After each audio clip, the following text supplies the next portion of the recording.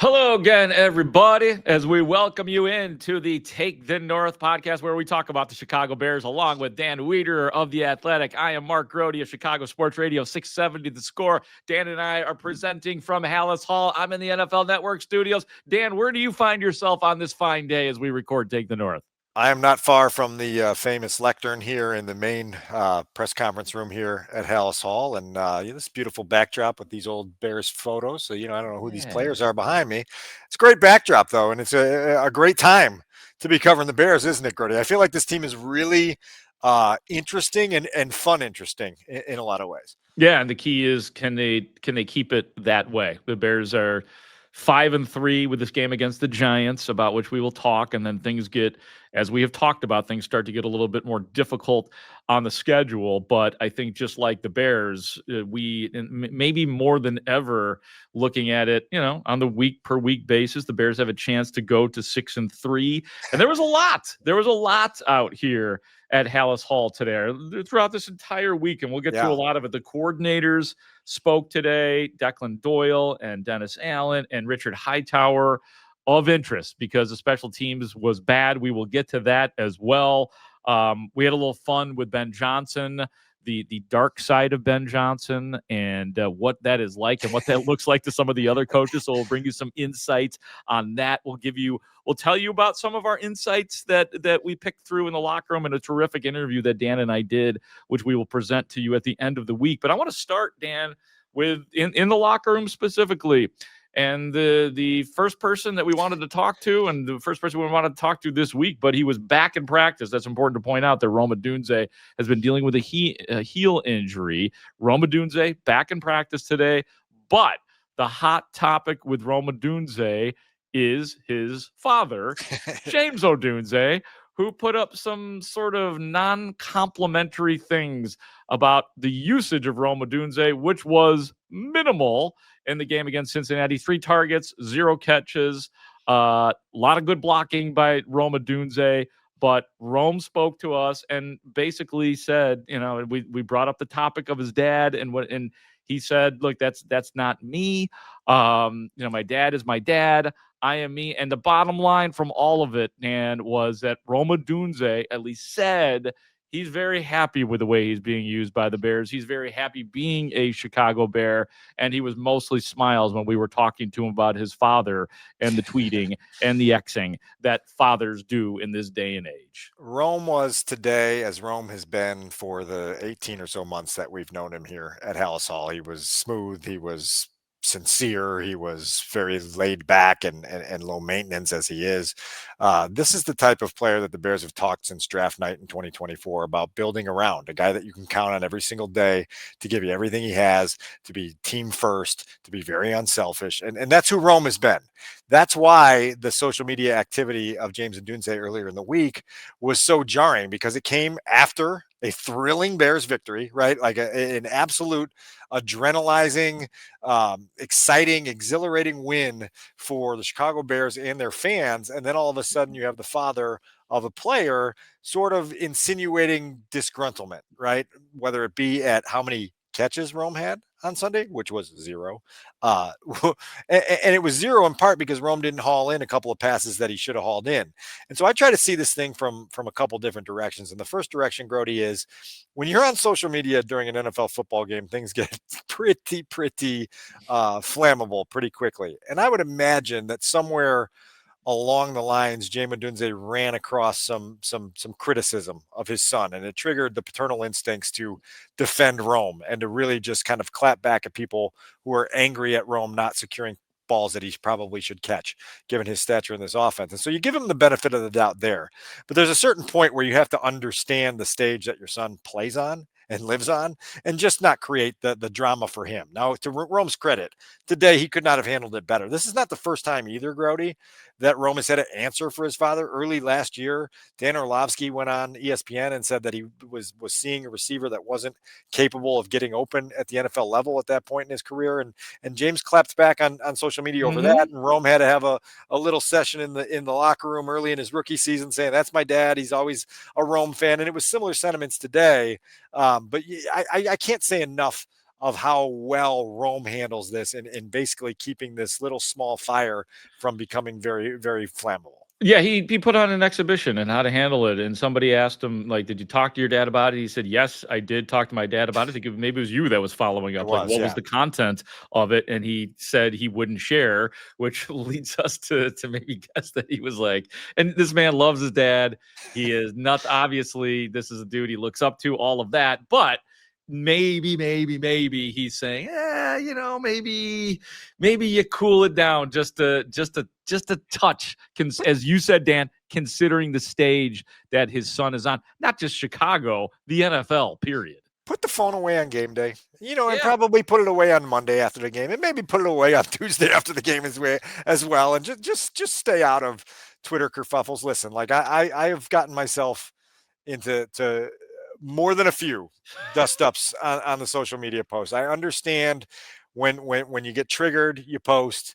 Sometimes you go at people harder than you intend to, and it all just becomes more than you wanted to.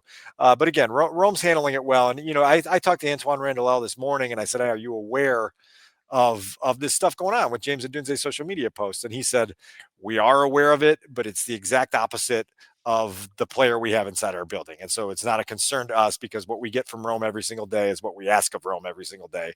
And so I'm proud of the Bears for being able to get their arms around it the way they have. And again, for Rome having the maturity to handle it as well as he did today. And Jason Leaser, after the media scrum kind of thinned out, was talking to Rome and saying, "I hope you understand why 30 cameras and reporters and everybody else engulfed you today." And I said, "Jason, like, Rome's younger than us. He's lived in the social media world. He understands how things blow up, And so I think Rome's very understanding of that world more than some old fogies like you and I might be. And you just have to deal with it and do your best to swim through those waters when they get choppy." Yeah, everybody in that locker room knows what happened. The coaches, the assistants know what happened. Everybody's on X, everybody's on Twitter, and it's not like we're going around the locker room. Hey, what just to Rome Odunze? And I just want to say before we go any further, Dan, you are one of the great kerfufflers of all time when it comes to Twitter. I've tried to tone it down, and I think actually I've succeeded over the last couple of years. It definitely peaked probably in 22 and in 23 in the heat of the Justin Fields discussions when Yeah, people would come at you very irrationally, and sometimes it would get you. But yeah, I did. Sometimes sometimes I do like to just stir it up on there too, sure. just for kicks. It's fun, but Hey, we all do it. I don't like to do it. I don't like to do that as much anymore. It's not worth it. The net positive's not there. I'll make one other quick comment on Rome Yeah. because he's not free from criticism. Those two balls that we mentioned in that game Sunday are balls he absolutely needs to catch. One on a trick play from Cole Kmet, which I'll get to in a little bit with some insight there. Early in the game too, by the way. First series, right? And it should be a play that gives you momentum, and he just doesn't secure the ball, and he gets hit, and it hits the ground, and they review it, and they overturn it. And then there's that ball in the second half where the Bears are down in the low red zone, and Caleb throws a pass with Rome creating great separation on a crossing route across the end zone. Pass seems like it maybe gets partially rerouted by Oren Burks, the linebacker of the Bengals, and it's kind of arrives on Rome's back hip, his right hip, and he just doesn't catch it. And Rome said it. He lost concentration. Antoine Randall said it. Like, these are balls that plays that have to be made, and when you're a top 10 pick and you're a guy capable of producing at the highest levels, and you've got a chance to catch a touchdown pass, no matter if it's not a perfect ball, just find a way to make the catch. And so Rome understands that, and he's going to have to get better in that department. Of all the things he does well, he's had a few too many catchable balls hit the ground this year, and that's got to stop. Yeah, and it's always surprising too, and it's upsetting. And you're the number 9 overall pick in the draft last year. There are plays that Rome Odunze absolutely has to make. Dan, it's been a weird year this year. Weird may not be the right word. It's been a up and down year for special teams for the Bears this year, going right to the beginning of the season with the struggles that Cairo Santos had with trying to kick it out of the end zone, missing a field goal, Cairo Santos getting injured, some poor performances on special teams, and then it all kind of added up in this Bengals game where special teams was just atrocious. There's no other way to put it. What could go wrong did go wrong. Richard Hightower addressed some of it today. He talked about making adjustments. He talked about working his ass off for this team to make sure it gets right. Some strong words from him today. But do you think that special teams has a problem, or this is just something that they're getting closer to solving in terms of special teams as a whole? Ask me Sunday evening on the post-game pod. Yeah, yeah, Right? Like, let me see the yeah. response because, Seriously.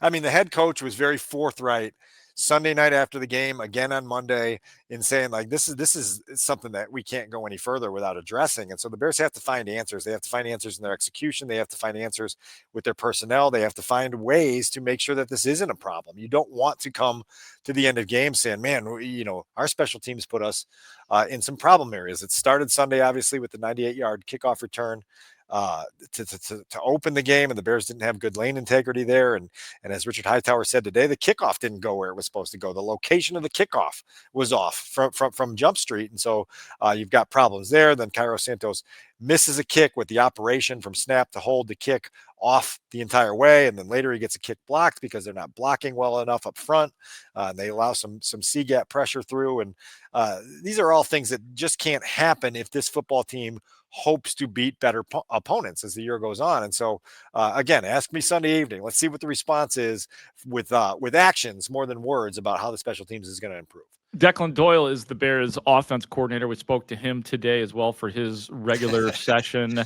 And I don't know if anything like huge came out of it today. Like he was asked about Caleb Williams putting together a complete game. He talked about the blood pressure slowing down for Caleb at the ends of games, but he did acknowledge what I think all of us have acknowledged, that if we are working towards Caleb Williams being a good or great quarterback, you want to see it for 4 quarters, and that's certainly something that they are continuing to put down in front of Caleb Williams as they coach him up out on the practice field, and then, of course, at the film rooms here at Haugh Hall. Yeah, and we'll have some audio on Friday and listen to this that gives you a very specific target area of development for Caleb Williams that Bears coaches keep hammering him on.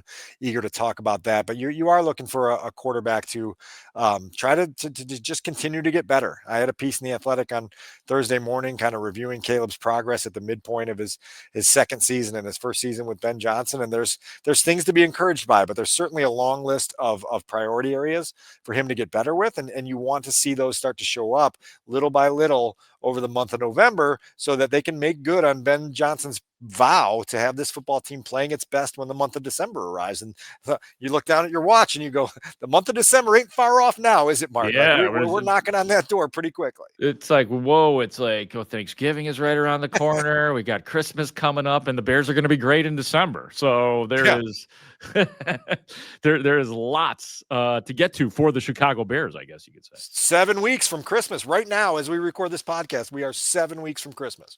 Oh my God. I'm already looking forward to the Take the North Christmas special. It just sounds right, doesn't it? I'm going to do it. I'll probably do it by my fireplace, which we never light. And we'll have the stockings in the back, and we'll just have, we've done bonanzas for the draft. We'll do a holiday spectacular. Do we maybe on gifts? Christmas night? Why not? do we virtually exchange gifts? Here's what I got you. Hold it up.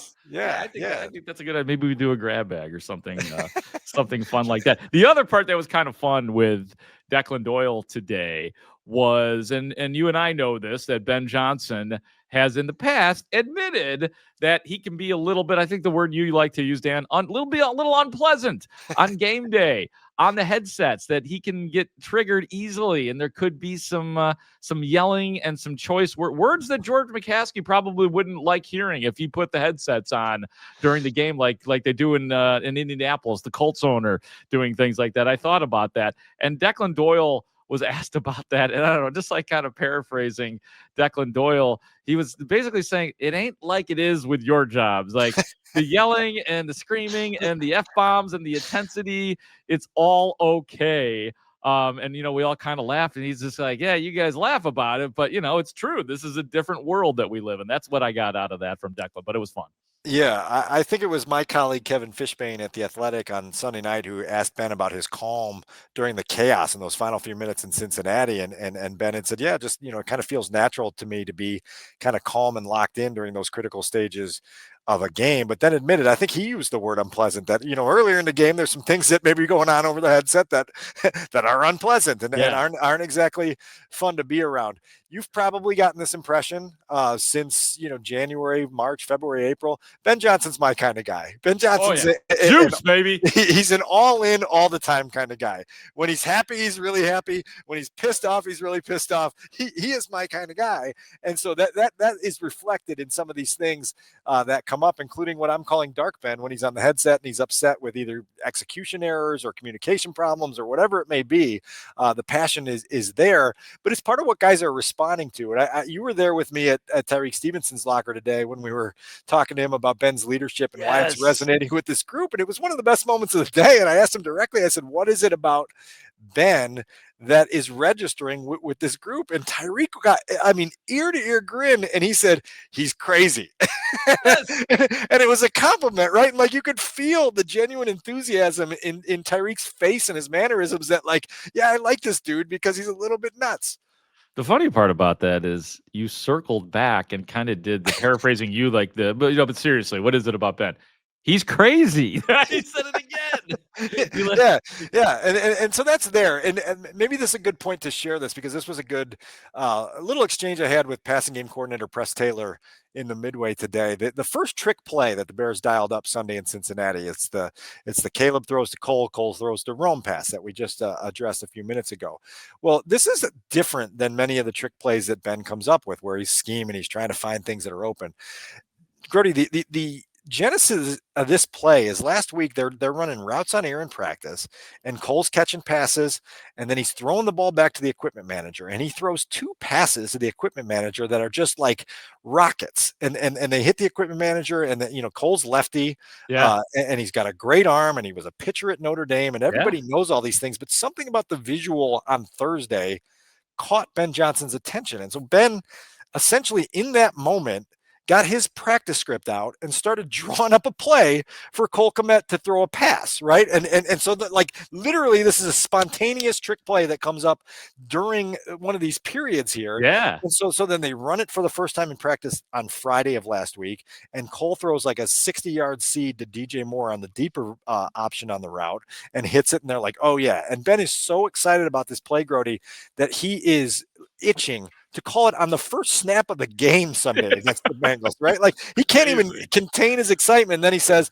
you know what? I'm going to wait till we get our first down. They get their first down and he uncorks it. And it's just, it's such a glimpse into the enthusiasm and the passion and the energy that he has that really draws everybody in. Right. And I think you heard it from Declan Doyle today when he talked about Tyson Bagent getting a chance to operate on a trick play. Like Tyson Bagent has been on the shelf, right? He's thrown 3 passes all season. He's been practicing his tail off, and the Bears find a way to get him involved in a game to a point where he gets an explosive completion to the starting quarterback, Caleb Williams. Yeah. God, I wish that would have been complete. It's fun to see too. It's like when a trick play occurs, like and like seeing Cole Kmet wind the big lefty, big lefty, wind it up out there, man. Good strong arm, and arm. It's just cool to hear that like something like that come to life on Thursday of a practice week, and then the head coach be so giddy to get it off his call sheet when they get into a very important game. You're just like, this is what the Ben Johnson experience is. We talked about it when the season started. It's about being entertaining. It's about being competitive.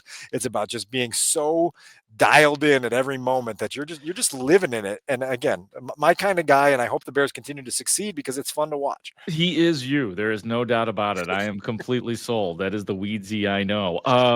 Looking at the injury report, Dan, both DeAndre Swift and Kyle Monangai are back in practice in full. Assuming there's no setbacks, Swift will be playing this week. He said he thought he could have played last week, which is, of course, he did. I think that they were just giving him a day. Just let's take care of this once and for all. So Swift is good to go. Monangai had been limited in practice earlier this week. He is good to go, which brings us to our next segment and the plan against the Giants. Probably pretty important that the Bears have some potency in that running game, which they have had a lot of recently. Yeah, so this is our Week 10 game spotlight, Bears-Giants, Sunday noon, Soldier Field, and I think that there's a lot here, Grote, to find the Bears' path to victory, and I think the path starts with that offensive line playing its best football right now and coming off a performance in Cincinnati in which they really were tone setters, right? And then the Bears end up piling up 283 rushing yards on the day, even without DeAndre Swift, and now they go into a game against the Giants where New York has been really, really susceptible at stopping the run. And it just feels like the formula to me is twofold. It's run the ball, commit to the run, stay committed to the run the ball to victory, and then we'll get to the other part in a minute. But I think you've felt that, right? Since the bye week, the Bears' running game has come to life, and now it is the strength of the football team, and one that they should take into Sunday with an intent on using and using and using. Yeah, I mean, the statistics haven't been good for the Giants. They do have a very talented defensive line, and that could strike at any time. Talent rises always. But I just want to see what this like coming off the 176-yard game for Kyle Monunga. We know it was against a bad defense, and we know he's not going to be a 100-yard rusher every time. But good God, could the Bears have a real dual threat? I don't know, Dan. I mean, it's like I got to calm down, I think, on this a little bit. But as good as the running game has been, it could be about to get better. Sure. No, and you're right. And Monunga really showed some things with his ability to get north-south, his ability to lean into contact, to be able to really give some edge to that running game on Sunday in Cincinnati. And so the balance of carries will be interesting to monitor on Sunday. But certainly this offensive line, again, like there were clips flying around social media all week of Darnell Wright destroying Bengals defenders, of Theo Benedict taking a guy out of bounds for a ride, and you've got this group up front now that is really developing a play style. And I know we obviously had a chance on Wednesday, I guess it was, to talk to Darnell Wright, who I think you'd agree that like there's been a response here. You've heard the challenges from the coaching staff in training camp in September about like they want more out of Darnell. They want more consistency. They want more focus. They want more nasty. And there's been a response. And you're like, man, this is an incredible development for the franchise if a top 10 pick like that can play like this all the time. And so I think Sunday was a nice step forward in Darnell Wright's development. Yeah, and I'll just say this. I like there was definitely a mutual love affair going on the other day between Ben Johnson and Darnell Wright. Ben Johnson continues to refer to him as a unicorn. We know that he loves a good right tackle. He had a great right tackle when he's in Detroit. You are correct. I was thinking the same thing about how hard they were, relatively speaking, how much they challenged Darnell Wright all the way back in training camp.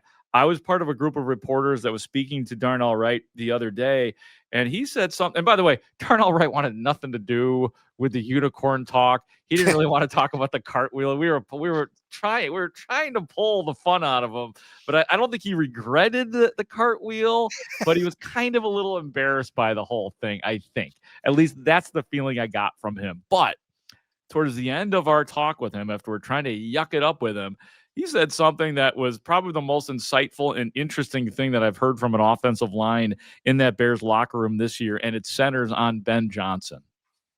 I feel like I have a actual role, I say, as approaching games. I think he does a good job. I don't know if he purposely does it or not, but he makes us feel like, offensive line, you don't score touchdowns, but you do play pivotal roles. And I think he does a good job, making it clear to you, even though more so, obviously, you have to do your job, but like you are the pivotal piece of this play. And it kind of just, like, I'm just a dog. I just need a mission. You know what I'm saying? I just need an assignment.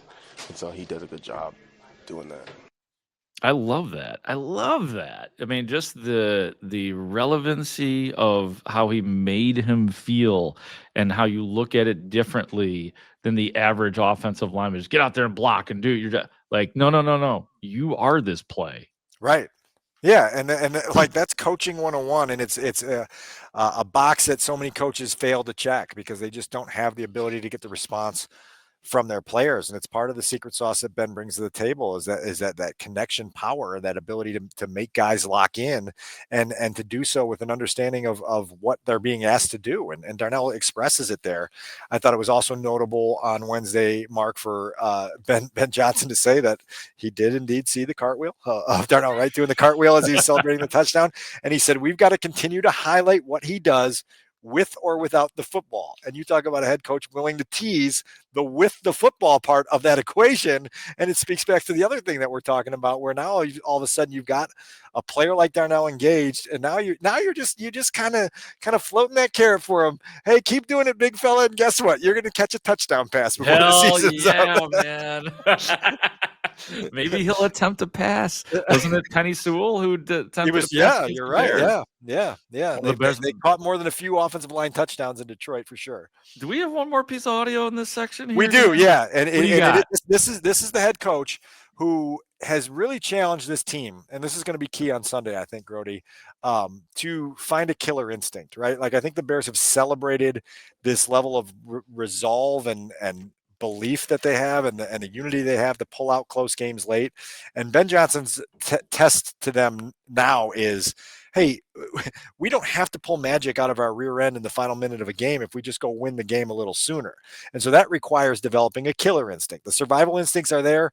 Now there's a killer instinct that's needed. That's been a talking point inside these walls here in recent days. And so we had a chance earlier in the week to ask Ben Johnson about developing a killer instinct and how a team gets there. I think it's just the acknowledgement when we're in those moments.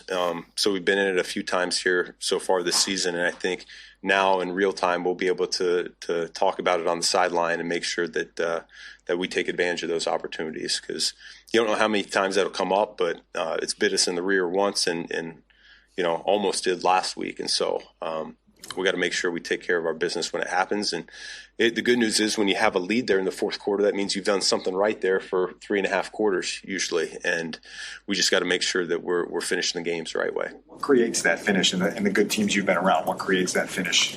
Well, I think it's more of a mindset than anything else that we don't. To me, it's pride. I can speak offensively. Like when the offense is on the field and you have a lead, I don't want another phase to get on the field after that. I want to finish the game with the football, and I think defensively it's the same thing. Let's go ahead and make sure we end this thing and remove all doubt right here and now. So I think it's a pride thing more than anything else. And I think all three phases had their opportunities there last week. And we'll see when we get the next chance. I mean, Dan, you brought it to us earlier this year in your story in The Athletic at the beginning of the season. This guy wants to crush teams. So, and I get it. Like, any team has to get that killer.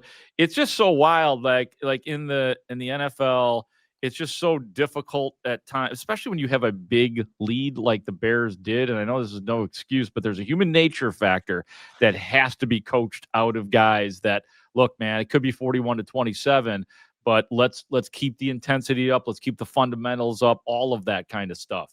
Well, what was so bizarre about Sunday was it was there, right? And it's 41-27, and they have the killer instinct. And Kevin Byard gets an interception, and he returns it 90 yards, and you're like, there it is, the knockout punch. And oh wait, there's a penalty flag. And then just a couple snaps later, Tremaine Edmonds has the killer instinct, and he takes it back 96 for a touchdown. And you're like, there it is. The Bears are up 20 points, and they've delivered the knockout blow. And then it was like, well, wait a second. No, they ruled Tremaine down, and the opponent is still standing. And it was like the Bears were just kind of like frozen for a little bit after that, and like the whole team across all three phases, like just kind of like there was like a glitch in the matrix, and the next thing you know, they're down a point. And so Sunday was just so bizarre in so many ways, because you're a fraction of an inch from 15 different stories from that game, right? And we wound up with the one that we had, and Colson Loveland getting slimed by Nickelodeon and all the other things that come with the chaos of that finish. But I do think that there's something there in Ben's sentiment about a mentality and a mindset, and just having the pride to say, like, let's end this thing now. And I would imagine that Sunday provides them an opportunity to have a lead in the fourth quarter with a chance to end that thing now, and we'll see if they're able to succeed. Be nice to see that in what is supposed to be snow at Soldier Field on Sunday. Yeah, folks, ladies and gentlemen, it's happening. It's all happening. The bottom is dropping out of, we are running out of degrees, and it's supposed to snow. So just be ready this week. And I'm sure there'll be another like bizarre, manic 60-degree day before the winter really hits, but the season is upon us for sure. Dan, let's get more specific. Let's grind on this Bears-Giants game. One of my favorite segments here on Take the North. 3 things to watch on Sunday with Dan Wiederer. All right, I'm going to start here with something you alluded to just a few minutes ago, and it's that Giants defensive front. which is led by the NFL's current sack leader, Brian Burns, who's up to 11 sacks this season and is playing a high level of football. You go through some of the video of Brian Burns, Grote, and you see a guy who's finishing. He's making the most of his opportunities when he's getting there. He's not just disrupting the quarterback, he's finishing there. And so Caleb Williams is going to have to be aware of that. I do think that Dexter Lawrence on the interior of that defensive front is a guy that commands so much attention that it creates opportunities for Brian Burns and really on the opposite side for Kayvon Thibodeau at times as well. The Bears have to be aware of this, and you see a defensive front that hasn't been great at stopping the run, as we talked about, but can change the game if you let them with some of the disruption up front. Declan Doyle today, the Bears offensive coordinator, was asked about both Burns and the combination of Burns and Dexter Lawrence. Here's what he had to say. I think Burns plays at a high effort level. I think he's just a really talented. He's a talented pass rusher. He's slippery. And, when you talk about Lawrence, obviously he's a really big human in there inside. He eats up a lot of blocks and tries to free things for their linebackers to go make plays. Both of them are good players. They're both going to provide, unique challenges. The old slippery Brian Burns, Mark Grote.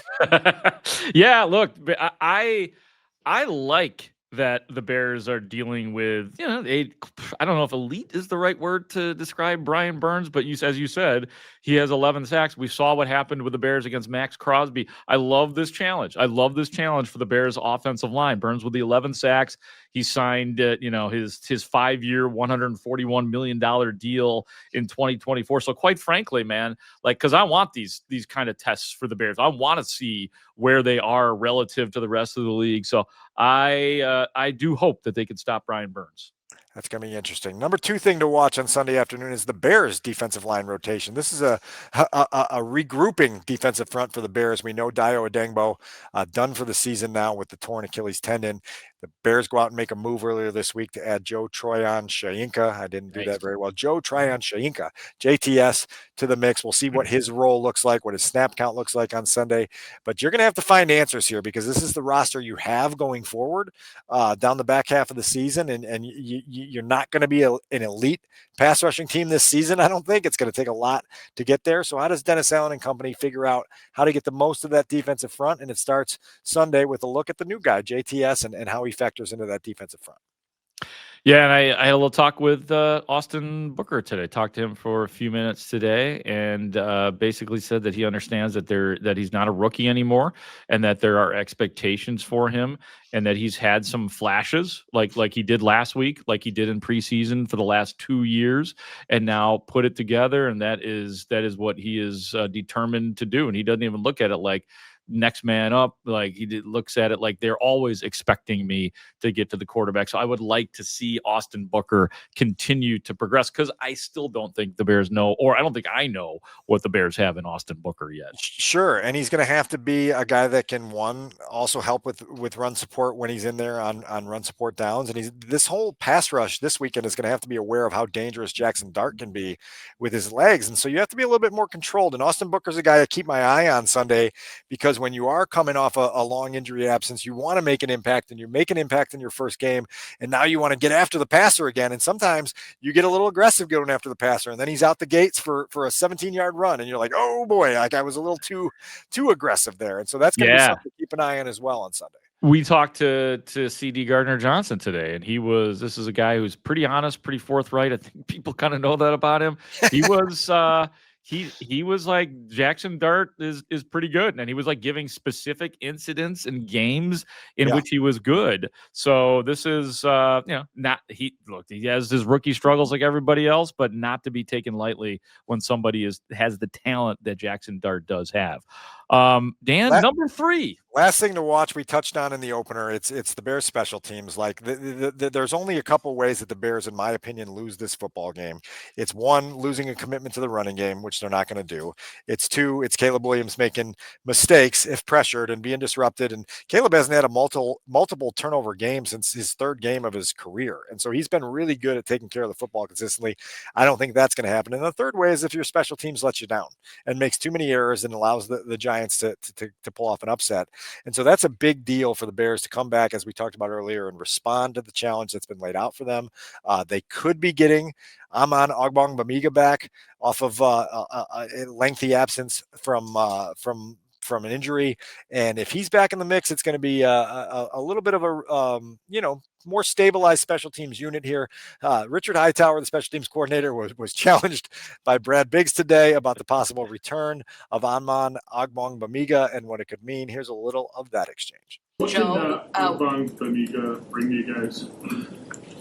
Well, I mean, we'll see if we get him back. I know I'm hopeful. I'll just say that because I don't make any interpretations until the decision is final and made. Ryan said he's going to be on the 53 this week. Yeah, I hear you. I hear you. But what he brings, what does he bring? If he's available, what it brings to us is a leader, a veteran presence, the number one productive special teams player we had in our room last year.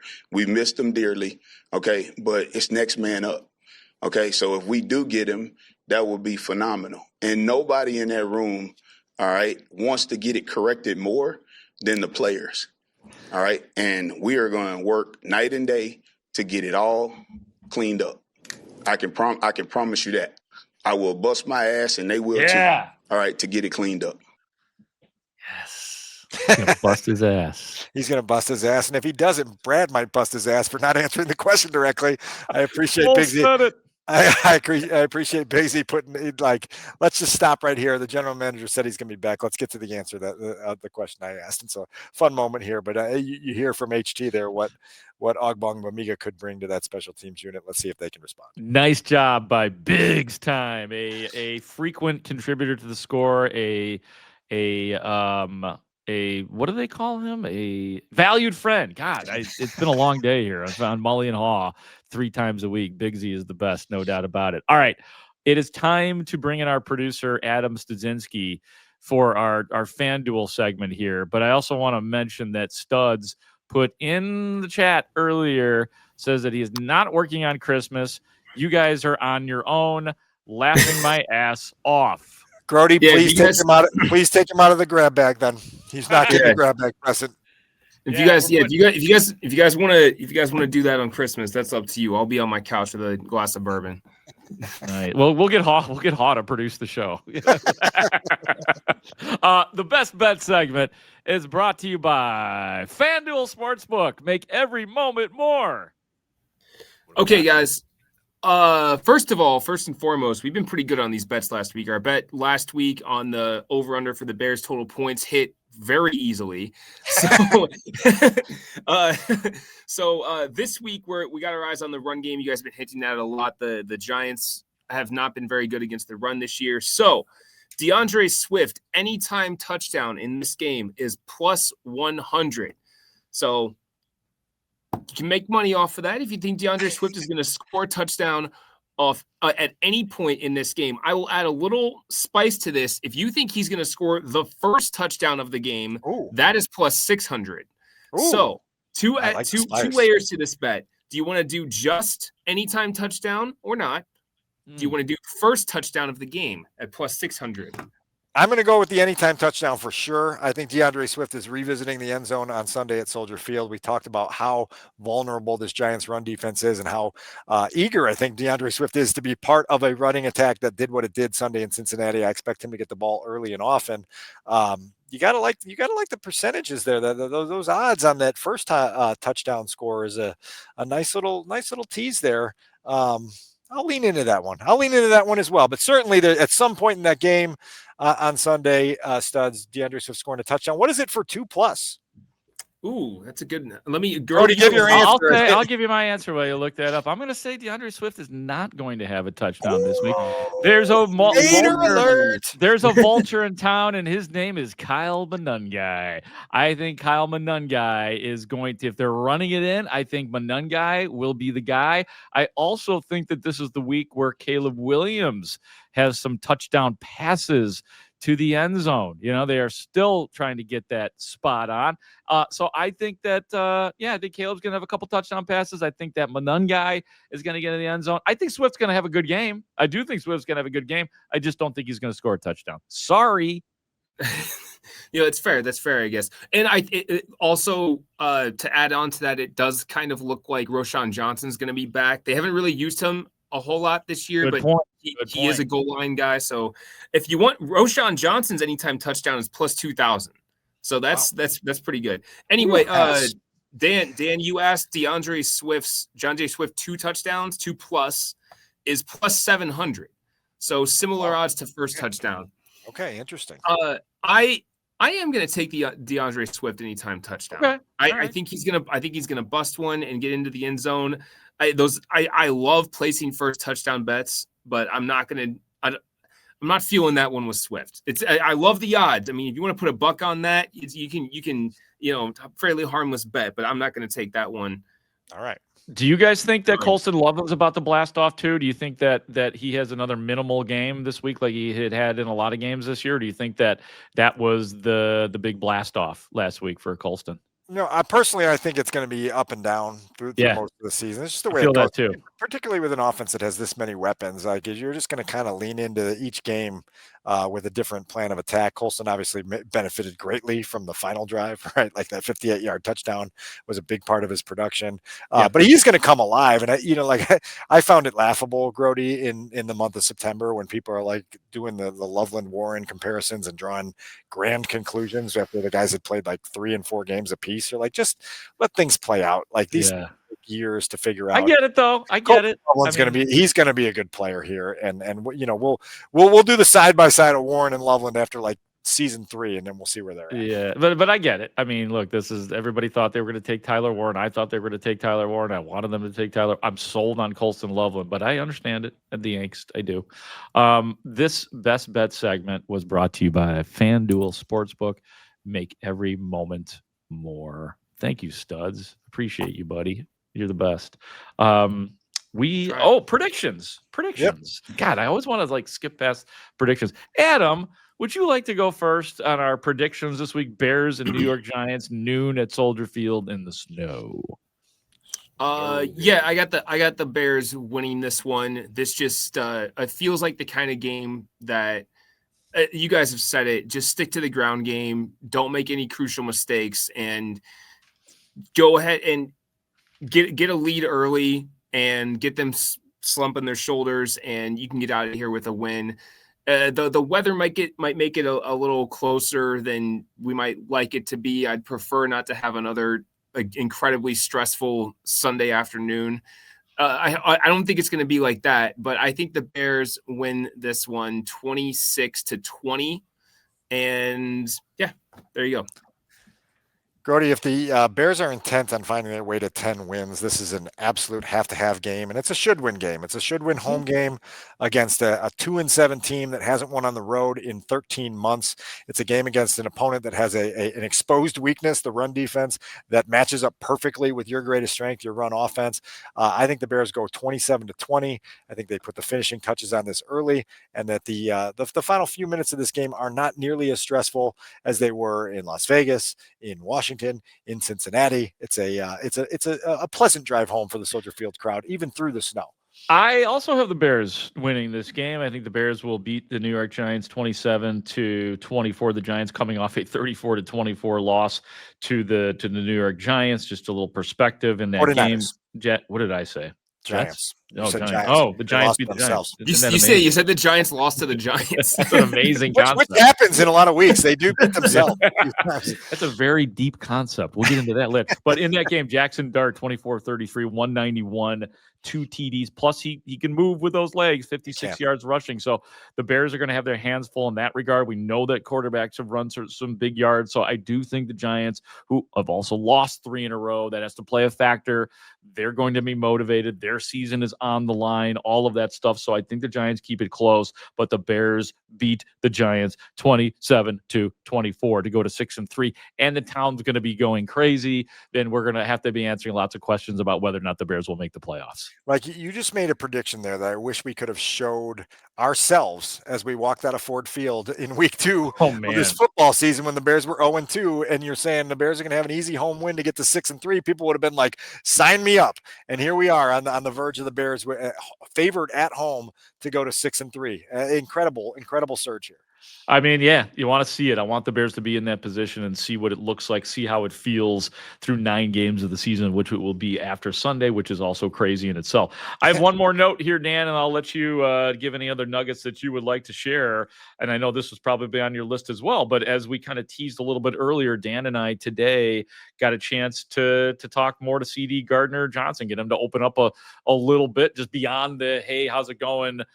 Introductory press conference that he held with us, but Dan and I got about 6 minutes with him today, and we'll be bringing that back for you on the probably around Friday afternoon or so. Or does that come out on Saturday? When does the next podcast? I don't know. No idea, but it's going to be good. Be on the lookout. Be on the lookout. The next podcast, not the one you're listening to right now, but the next one after that, we'll have CD Gardner-Johnson unplugged with Dan Wieder standing by nervously. I'll just say this because we've talked in the past here about the Bears needing offensive linemen, that you were a little bit nervous to go ask them if they wanted to talk. And CD Gardner-Johnson registers as a guy you're a little bit nervous to go ask to talk. He was very social with us. He was very engaging with us. It was everything we wanted and more for those 5 minutes that we had him by his locker stall. And it's good to introduce him to Take the North. I think he was kind of into it, as the Sean Wright was a few weeks ago. So we're starting to get our arms around that defensive backfield pretty well. And I think our audience will enjoy that tomorrow. Yeah, including, I did ask him about trash talk. You'll just have to listen. And I'm being told by Mr. Studzinski that the listen to this podcast will post on Saturday. So that's just a little something for your weekend to look forward to. So be on the lookout for the Saturday episode. That should be good. We've got my daughter's 7th birthday family party on Saturday, so I'll play the Take the North podcast in the background, and we'll just make people listen to CD Gardner-Johnson. How old is your daughter turning? 7. She will be 7. 7 years old. And do you care to share her name, or would you like to keep that Abigail? Private? Yeah, what a beautiful name. Yeah, she's a Spitfire and she's a princess, but she's a true gem. Very artistic. I cannot believe she's 7 already. She was born, Grote, I think I've shared this before, on the day of the quadruple doink game when Cody Parkey was banging uprights left and right at Soldier Field in a Bears win over the Lions. I remember not being able to distinguish how many kicks he missed. I'm like, wait, why are all these highlights of kicks hitting the upright? So that's, believe it or not, that was 7 years ago this month. That is wild. Well, happy early birthday to Abigail. And Dan, is there anything else that you would like to leave us with before we exit for this day? No, I think you can probably tell on this episode I'm a little hyper today, and part of that is just because the environment here at Haugh Hall has been a little bit energized and electrified. So it's good to be back inside one of those and not feeling like November and December are going to be a death march. The Bears are relevant, Grote, and they are making a run right now, and it's going to continue. We both think, obviously, on Sunday against the Giants. For Dan Wieder of The Athletic, for our executive producer, Adam Studzinski, I'm Mark Grote, the Score, saying thank you for listening to and watching the Take the North podcast. Great talk. See you out there.